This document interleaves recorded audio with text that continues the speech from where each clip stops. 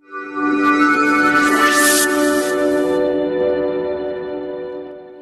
to my YouTube channel Suren Sir Knowledge of Physics. Dear student, today I would like to say something very important topic of standard 12 physics subject, chapter number 3, current and electricity, and this topic name is Kirchhoff's law. So today I will teach you Kirchhoff's law, okay, and there are two laws of Kirchhoff's. One by one I will teach you Kirchhoff's law, but in this video I will teach you Kirchhoff's first law. Kirchhoff's law, complex electric. What is Kirchhoff's law? So we can say like as this: कि complex electric circuit may be consist of the many element like resistor, inductor, capacitor, and EMF. Other word we can say source of EMF. And Kirchhoff's law are the used to the solve the such a circuit, commonly known as network. And if we can say about the Ohm's law, the Ohm's law through we can also get the current and voltage, but in network circuit we can't find the current and voltage. So here I have mentioned that the current and voltage in the simple electrical circuit can be found by the Ohm's law, but for complex electrical circuit we will use only Kirchhoff's law. So Kirchhoff's law are used to apply the find the current and voltage in the different parts of the circuit. So in this way we can say that Kirchhoff's law we will use for network circuit, for electrical या फिर network circuit, but simple circuit, electrical simple circuits are there, so that point we will use the Ohm's law. This through we can find the current and voltage.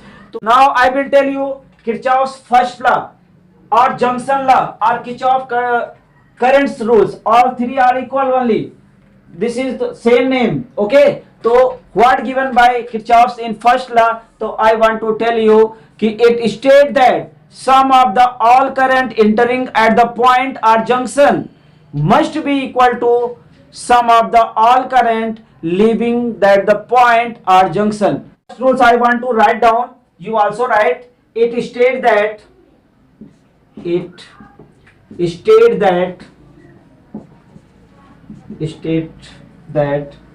the sum of all current entering at the point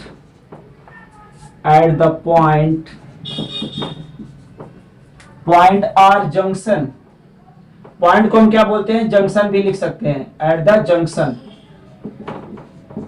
must be equal to किसके equal होगा? Sum of the all current किसके? At that point और junction. This is the first rule. It states that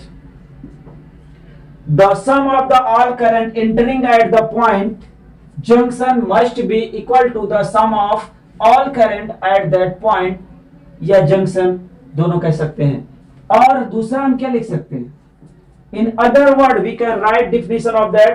इसकी दूसरी definition हम इस तरह से भी लिख सकते हैं. कैसे लिख सकते हैं कि algebraic sum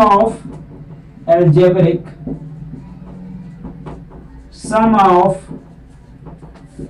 all current meeting at that point in a closed circuit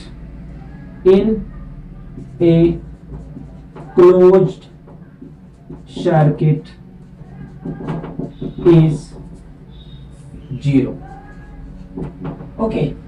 Algebraic sum of the all current meeting that point in a closed circuit is 0.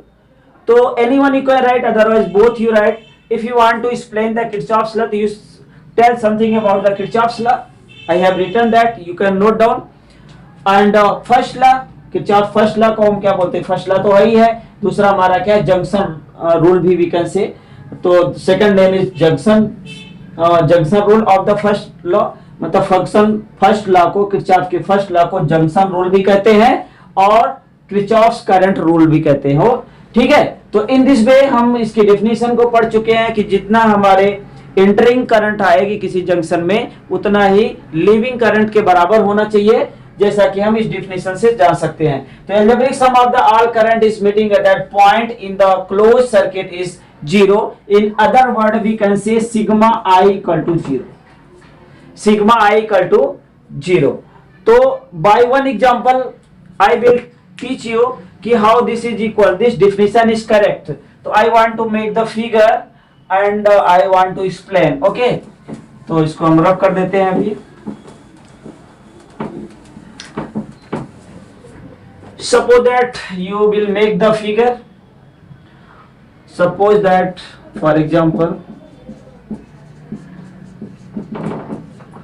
Circuit diagram बनाना है आपको, बनाइए एक। Suppose that this is the point, यहाँ पे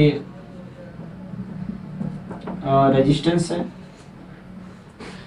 ठीक है।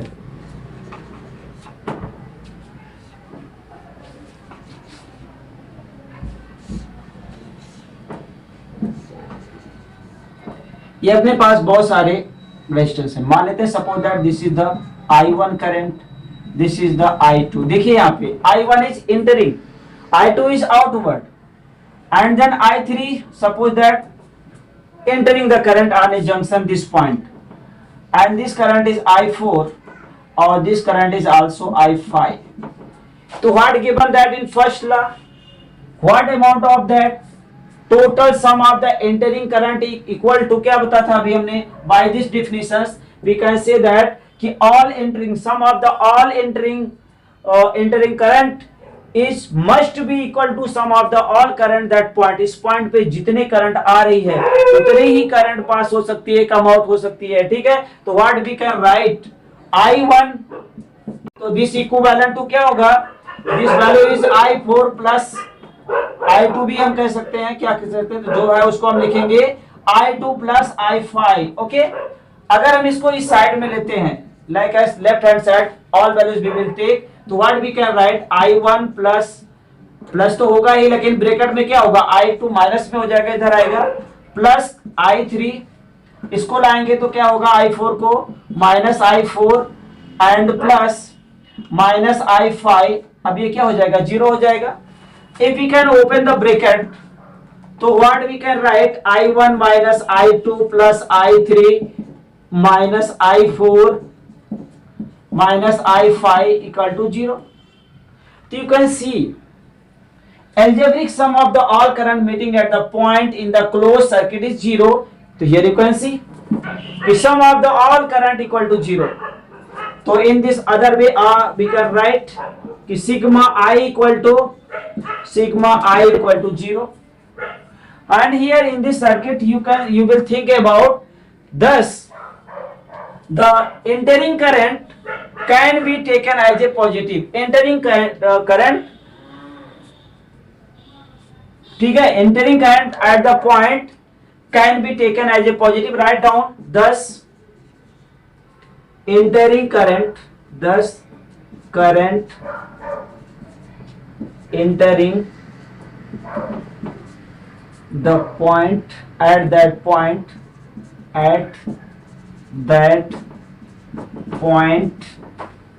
can be taken, हम इस साइड लिखते हैं अभी, can be taken, क्या लेंगे, ये सब लिखना पड़ेगा आपको कि current entering at that point और जंक्शन एक ही है, can be taken as positive. हमें क्या लेना है, जो वैल्यूज इंटर हो रही, तो इसमें कौन कौन सी वैल्यू है, I1 है और क्या है I3 एंटरिंग हो रही दैट पॉइंट। तो यहां हमने क्या लिया है, इसको पॉजिटिव लिया है, देख रहे हो पॉजिटिव है I1 I3, और which is leaving the point, ठीक है, while leaving the point means while current leaving the point, current leaving the point, और जंक्शन जो भी लिखें जंक्शन कैन बी, क्या कर सकते हैं इसको ले सकते, कैन बी टेकन नेगेटिव। ठीक है, तो ये चीज सारी चीजें हमें लिखनी पड़ेगी। इसके लिए समझ में आ गया। तो बाय ये जो स्टेटमेंट हमने लिखे हैं बोर्ड पे, ये आपको लिखना भी पड़ेगा। तो पहले आपको किरचॉफ्स लॉ लिखना है। There are two types of the law and in this video I have taught you Kirchhoff's first law. तो फर्स्ट लॉ को आपको स्टेटमेंट लिखना है, फिर इसके बाद सर्किट बनानी है, उसके वैल्यूज को बताना है कि ये इक्वल होता है, सिग्मा इक्वल टू 0 होता है। फिर क्या बताना है कि I1 और I3, जैसे हमने तो लिए I1 I3, कोई भी वैल्यू ले सकते हो कि वो इंटरिंग हो रही है। जैसे I2 भी इंटरिंग होगी तो क्या होगा, तो पॉजिटिव लेना है। और अगर लीविंग द करंट, अगर यहाँ पॉइंट से दूर जा रहा है तो क्या लेंगे हम, नेगेटिव साइन लेंगे। ये लिखना जरूरी है। ओके, तो I think it's clear. Okay, thank you. I will meet you in next video for next topic, means second Kirchhoff's law I will teach you next video. Okay.